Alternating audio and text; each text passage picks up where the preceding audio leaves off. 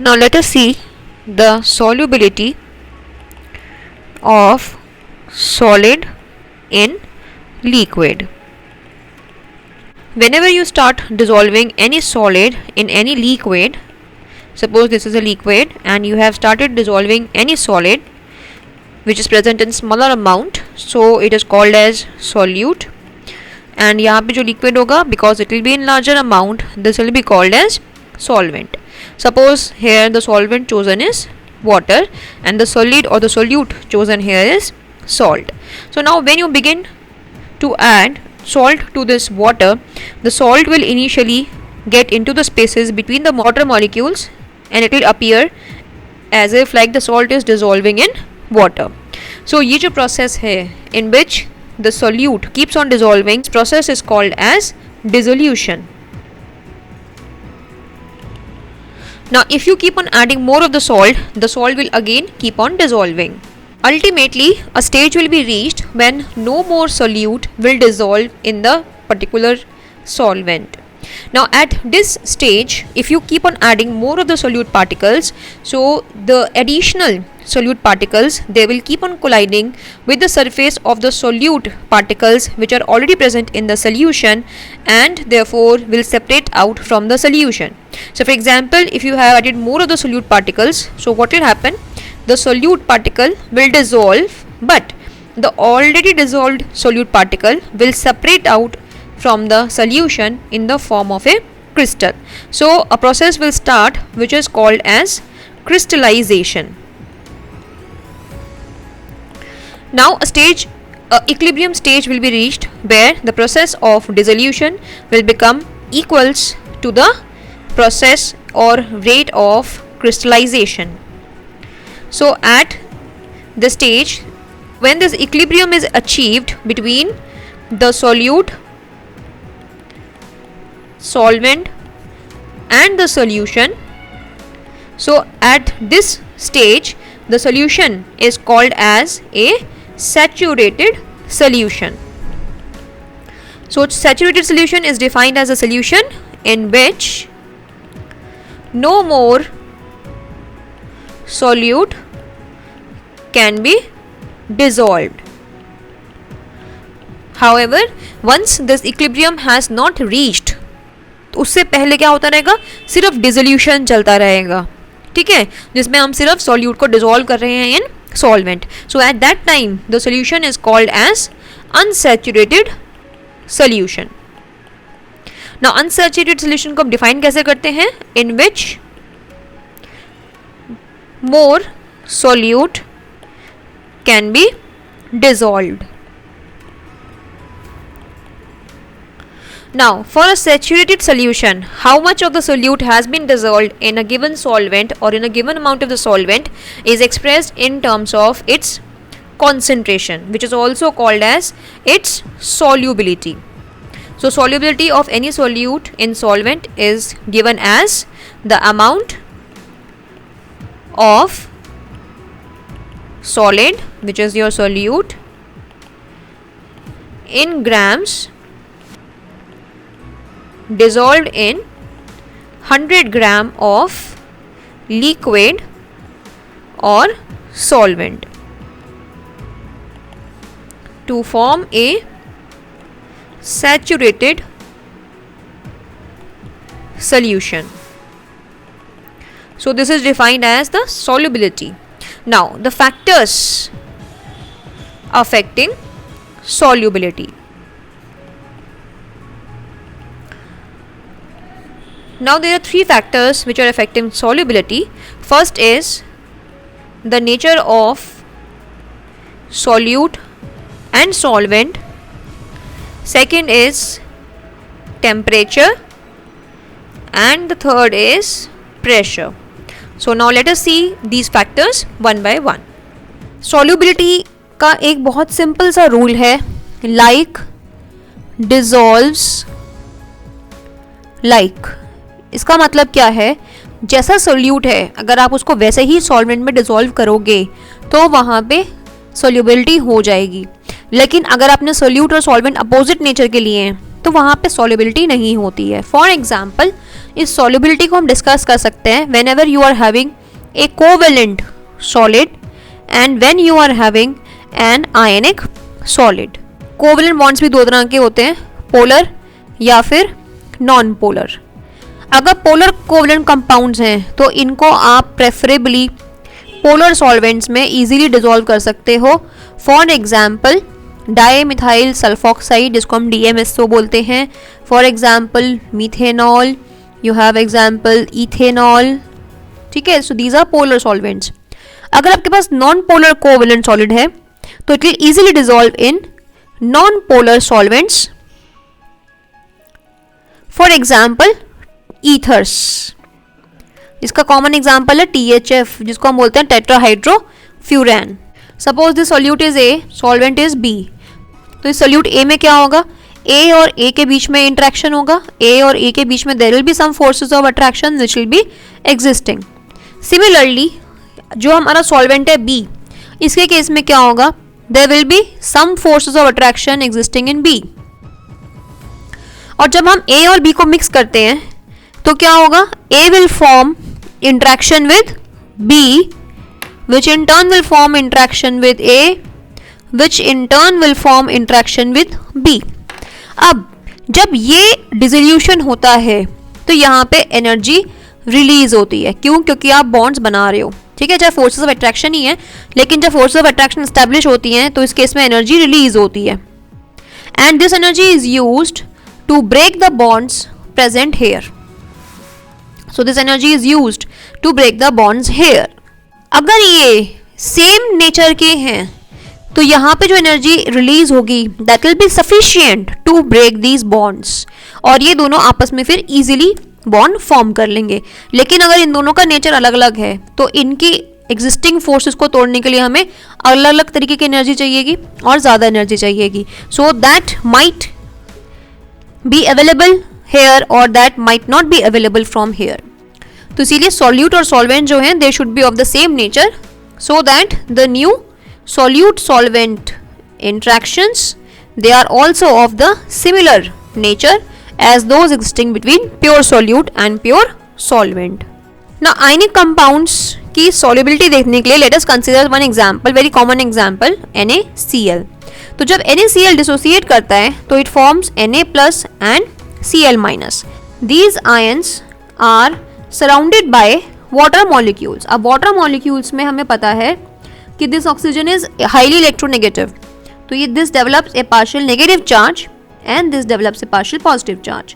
Similarly ये जो hydrogen है this develops a partial positive charge because ये जो ऑक्सीजन है ये इन इलेक्ट्रॉन्स को अपनी तरफ विड्रॉ कर लेता है due to which these hydrogens become electron deficient and this oxygen becomes electron rich। अब ये वाटर मॉलिक्यूल में पोलराइजेशन है, ठीक है, पार्शियल पॉजिटिव पार्शियल नेगेटिव, और यहाँ पे जो हमारे पास आयंस है यहाँ पे कंप्लीट चार्जेस हैं। तो व्हाट विल हैपन, ये जो सोडियम प्लस है ये क्या करेगा, ये वाटर के ऑक्सीजन्स को अट्रैक्ट करेगा। Why? Because these oxygens are partially negatively charged. क्योंकि ये सॉल्वेंट H2O है तो इस प्रोसेस को हम क्या बोलते हैं, हाइड्रेशन, और इसमें भी एनर्जी रिलीज होती है उसको हम बोलते हैं हाइड्रेशन एनर्जी, ठीक है। सिमिलरली क्लोराइड को कौन सराउंड करेगा, hydrogen of H2O। Why? Because hydrogens of H2O are positively charged, ठीक है। Again this will also develop one envelope or you can say it will surround this chloride ion। ये NaCl dissolve होता ही सिर्फ इसी वजह से है because the solvent forms an envelope around the ions, जो इन आयंस को दूर भी रखती है प्लस इन आयंस को डिसॉल्व भी करती है। So this is called as hydration. तो आयनिक कंपाउंड वाटर में डिसॉल्व होता है due to establishment of ion dipole interactions.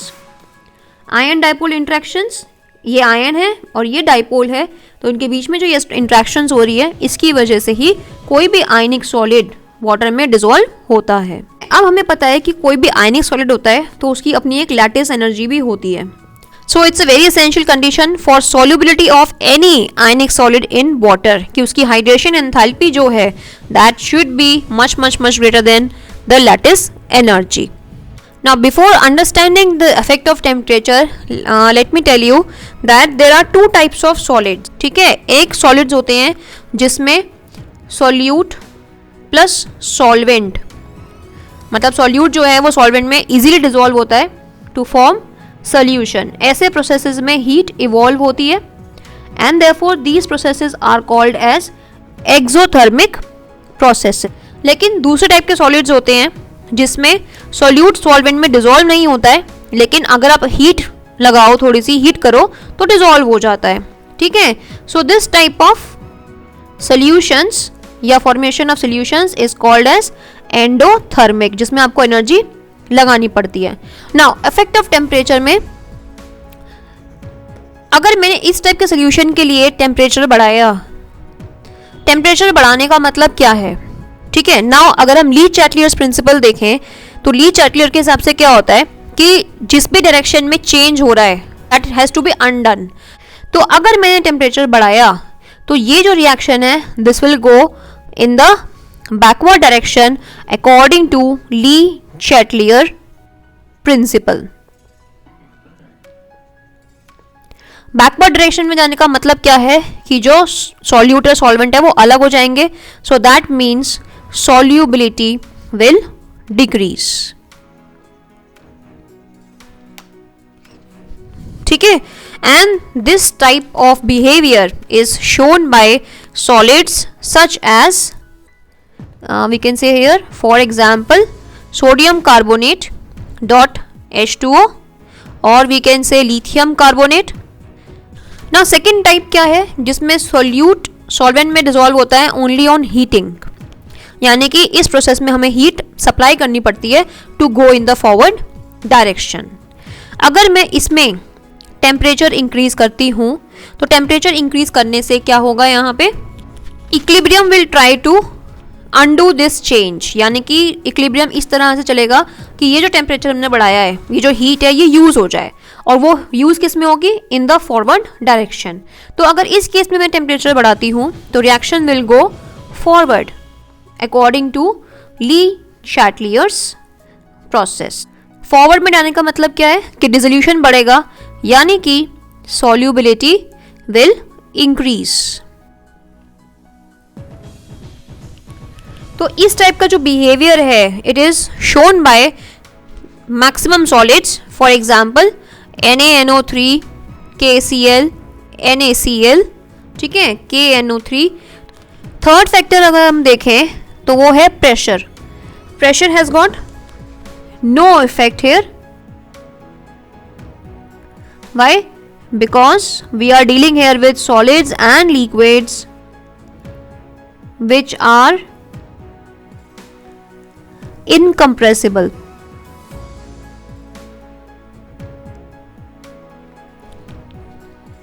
लेकिन अफेक्ट ऑफ प्रेशर हम कहाँ पे देखेंगे? When we will be discussing solubility of gases in liquids, तो वहाँ पे प्रेशर का बहुत बड़ा रोल आएगा. Now solubility of a gas in liquid, इसको हम डिफाइन कैसे करते हैं? It is defined as the volume of gas that can be dissolved per unit volume of the liquid to form a saturated solution at fixed temperature and 1 atmospheric pressure. Now this solubility is expressed either in terms of molarity or mole fraction. Now let us see the factors affecting solubility of gas in liquid. First factor is nature of gas and solvent. Gases like H2O2 N2 ये water से react नहीं करती हैं, whereas gases like CO2 HCl ammonia they react with water. CO2 react करके H2CO3 बनाता है, HCl water से react करके HOCl बनाता है, then ammonia reacts with water to form ammonium hydroxide. तो जो गैसेस वाटर से रिएक्ट करती हैं they are highly soluble in water, whereas जो गैसेस वाटर से रिएक्ट नहीं करती हैं, for example these gases they have got a limited solubility और we can say they are almost insoluble in water. Insoluble कहना तो ठीक नहीं होगा, but we can say that they have very small solubility or poor solubility in water. Second factor which is affecting solubility of gases in liquid is temperature. Now students, we should know that dissolution of any gas in solvent is an exothermic process.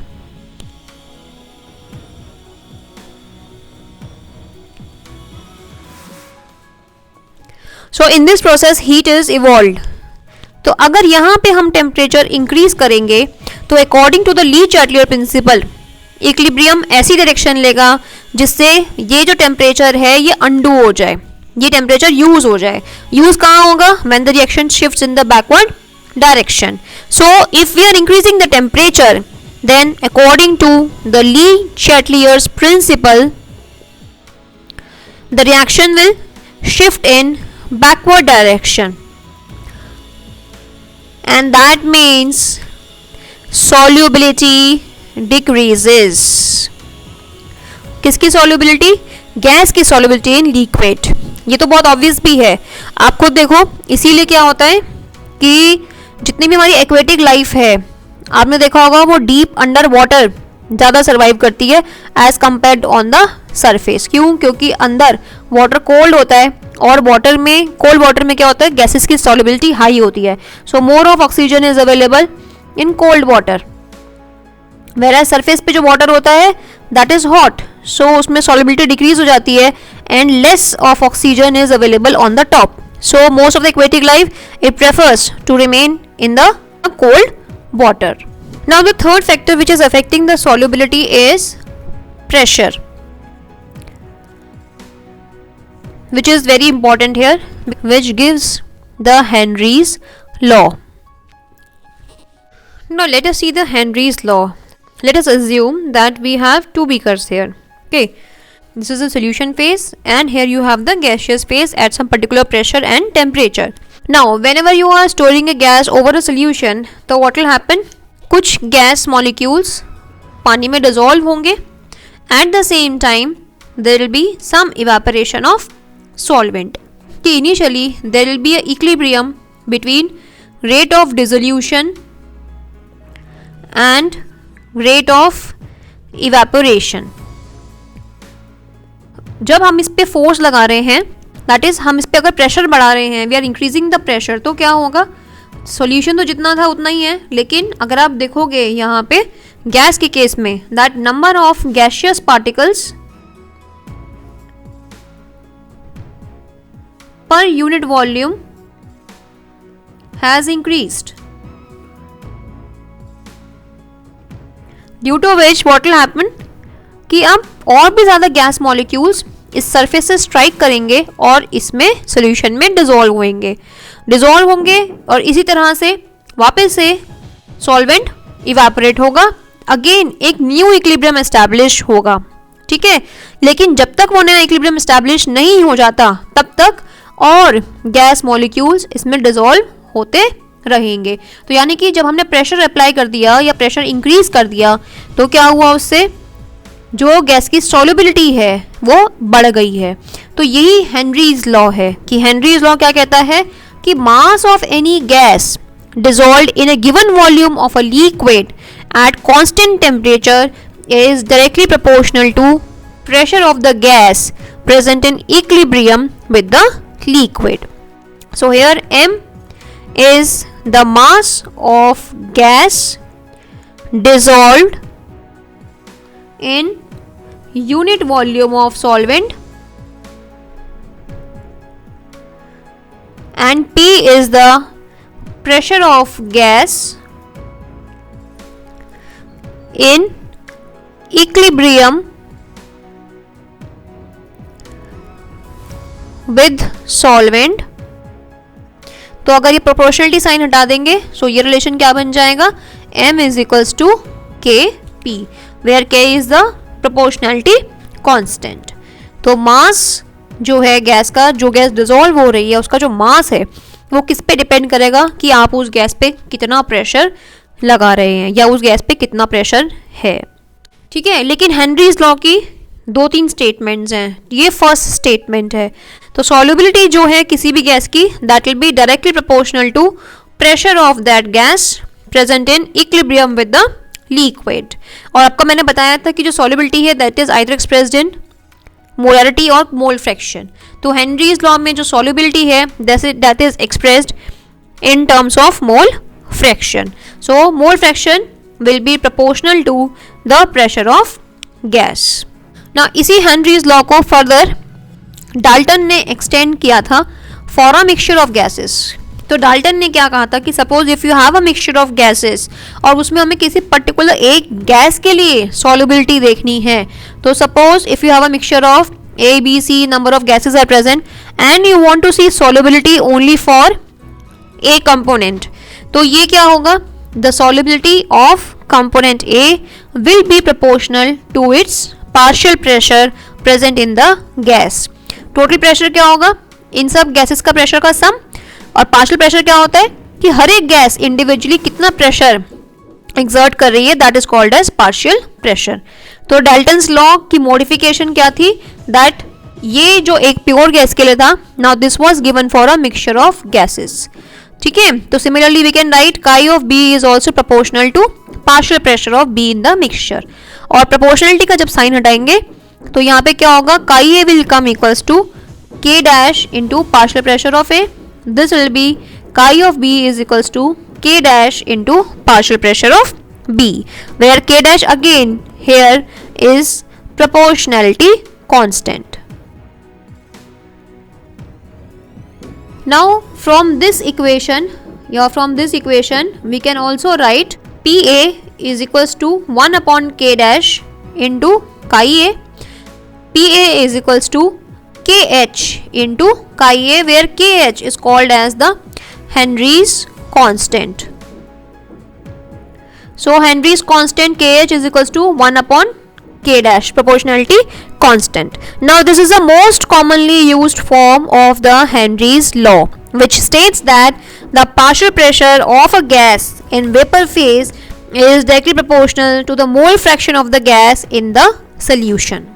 So the statement of this law is that partial pressure of any gas in vapor phase is directly proportional to the mole fraction of the gas in the solution. 2 marks के लिए ये बहुत अच्छा question है कि that you are asked to state the Henry's law and give its application. Now this is a table which is showing you the value of the Henry's constant for different gases in water.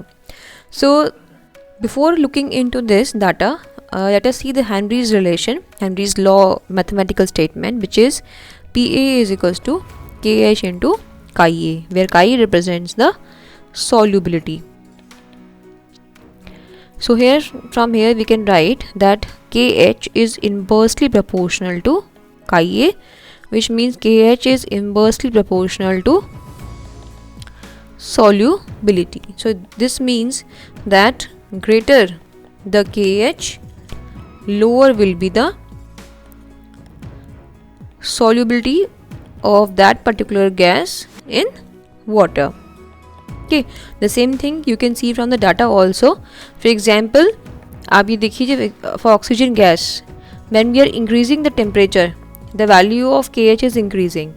तो KH increase कर रहा है यानी कि solubility decrease करेगी. तो इसका मतलब क्या है, greater the temperature,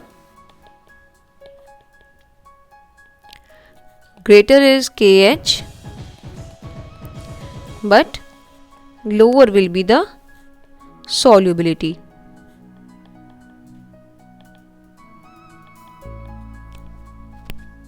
The same thing can be seen by if you see other aquatic species which live in the water, so that on the surface we have the warm water, whereas in the underground areas we have the cold water.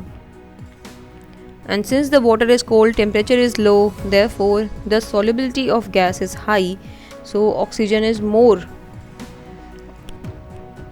So oxygen is present in more amount or larger amount, whereas at the surface you have low concentration of oxygen gas. So that is why the aquatic species, they prefer to stay in the cold water. Now let us see the applications of Henry's law.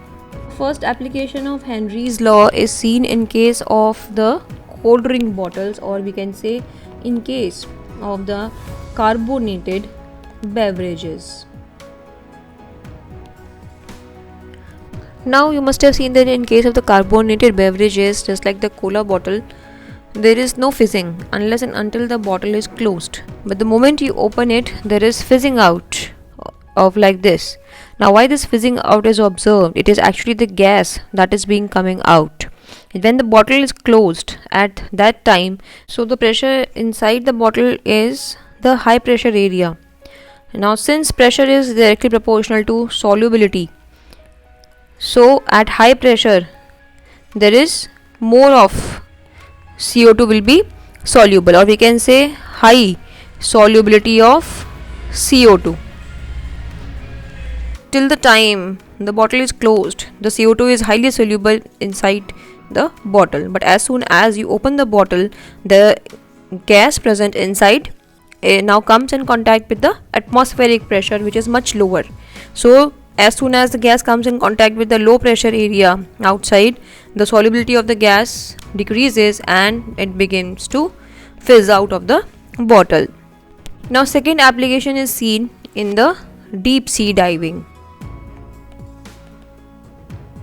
Now in deep sea diving, now the scuba divers, they are dependent upon their oxygen cylinders, which are containing nitrogen and oxygen. So when these scuba divers, they go deep inside the sea, so what happens, at the bottom there is a high pressure area. Now because of the high pressure, the solubility of nitrogen and oxygen in blood remains high, but as soon as they start to move towards the surface, again they come in contact with the low pressure area. Now what happens, the oxygen is used by the scuba divers for their metabolism, but because of the high pressure, the nitrogen gas remains soluble in their blood. But as soon as they go to the low pressure area, that is towards the surface, so because of the decreasing solubility of the nitrogen gas forms bubbles in the blood, which affects the nerve impulses and give rise to a disease which is called as bends. So to avoid this situation of bends, the cylinders of the scuba divers, they are diluted with helium gas. So finally the cylinders are now filled with helium 11.7%, nitrogen gas which is 56.2%, and 32.1% of oxygen is present. So helium is a very light and completely insoluble gas which is having a very poor solubility in blood. Now third application is for the climbers or for the people who are living at high altitude.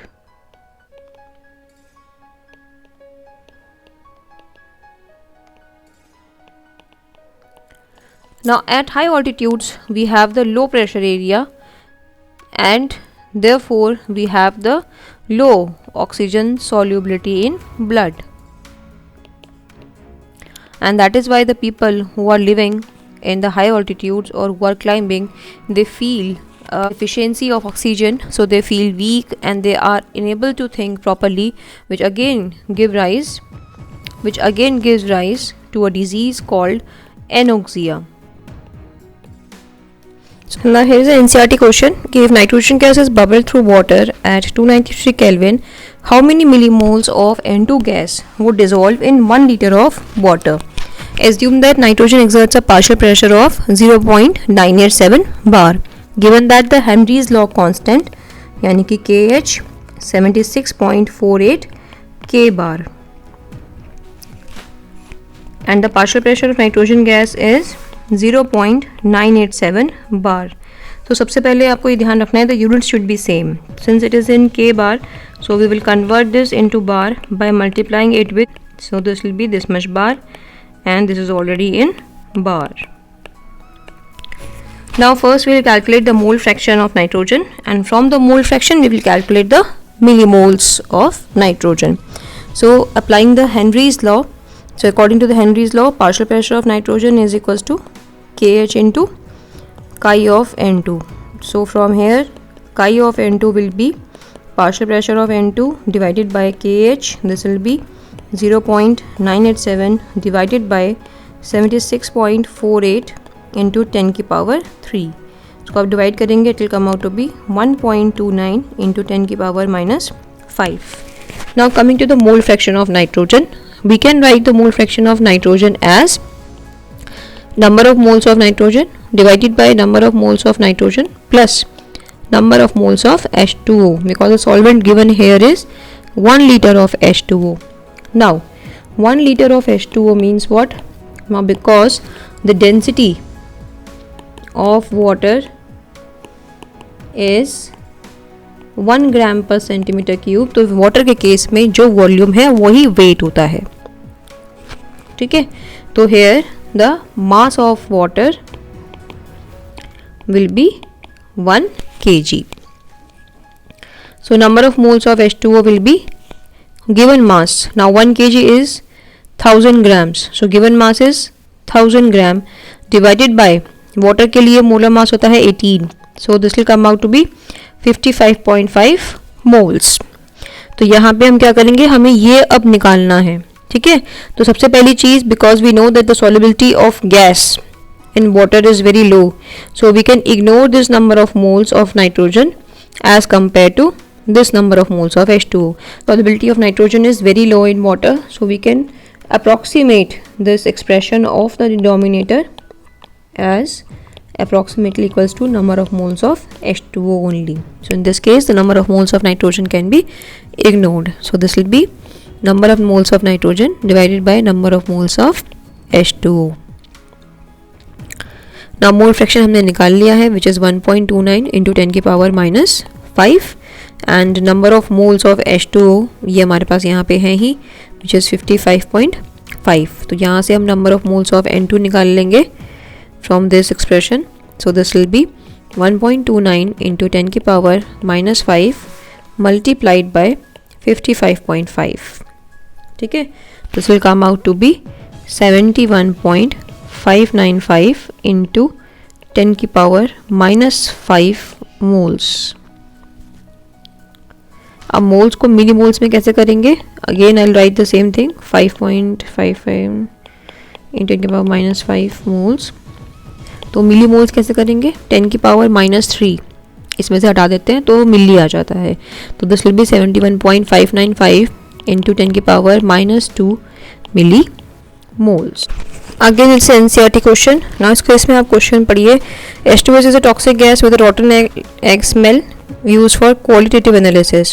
If the solubility of H2S in water at STP is 0.195 molal, ठीक है, small m is written here, तो this stands for molality. Calculate the Henry's law constant, यानी कि KH आपको निकालना है. Again the Henry's law constant का जो ये लॉ है, पहले सबसे पहले वो लिखते हैं, which is partial pressure of H2S will be equals to KH into mole fraction of H2S. Question में आपको दिया हुआ है solubility is 0.195 molal.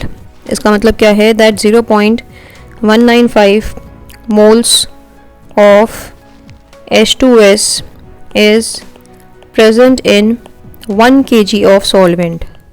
Solvent here is water and 1 kg means 1000 gram of water. तो अब इसके लिए सबसे पहले हमें काई चाहिए, तो काई ऑफ H2S निकालेंगे. Number of moles of H2S divided by number of moles of H2S plus number of moles of H2O.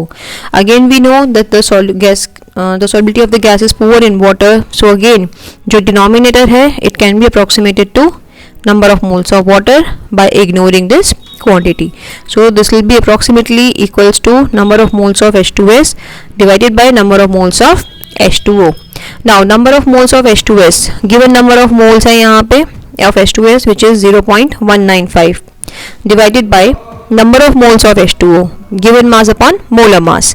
Now number of moles of H2O के लिए given mass आप देखो कितना है, 1000 grams. So 1000 upon water का 18 होता है. So this will be 0.195 upon 55.5.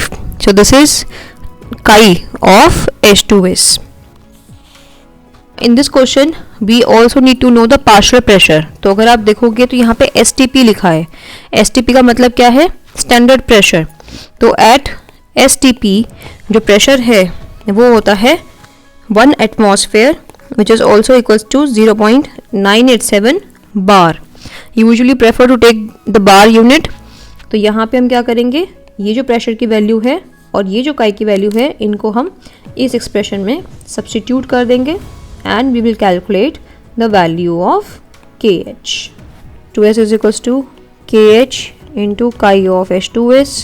So from here we will calculate the KH. This will be partial pressure of H2S divided by chi of H2S. So this will be equals to 0.987 divided by 0.195 multiplied by 55.5. तो उसको आप solve कर लेंगे and your value of KH will come. Now here is another NCERT question again. Henry's law constant for CO2 in water is this. यानी कि आपको KH दिया है 1.67 into 10 की power 8 Pascal. Calculate the quantity of CO2. Quantity मतलब you have to calculate the amount. और amount कहाँ से आएगा? मोल फ्रैक्शन से. In 500 ml of soda water, यानी कि वाटर आपको दे रखा है 500 ml. ना सी सोडा वाटर है बट गैस की सॉल्युबिलिटी बहुत कम होती है सोडा वाटर में, तो इसीलिए that is mainly consider to be water only. तो ये जो सोडा वाटर है इसको हम वाटर ही मानेंगे, एज्यूम करेंगे. And 500 ml is equals to 500 grams only. Okay, मैंने भी बताया था क्योंकि डेंसिटी ऑफ वाटर इज़ 1, तो इसीलिए जो वॉल्यूम होती है that becomes equals to weight. तो number of moles of H2O निकाल लेंगे यहाँ से, which will be given mass upon molar mass. So this will come out to be 27.78 moles. It is packed under 2.5 atmosphere CO2 pressure, यानी कि partial pressure of CO2 आपको दे रखा है 2.5 atmosphere.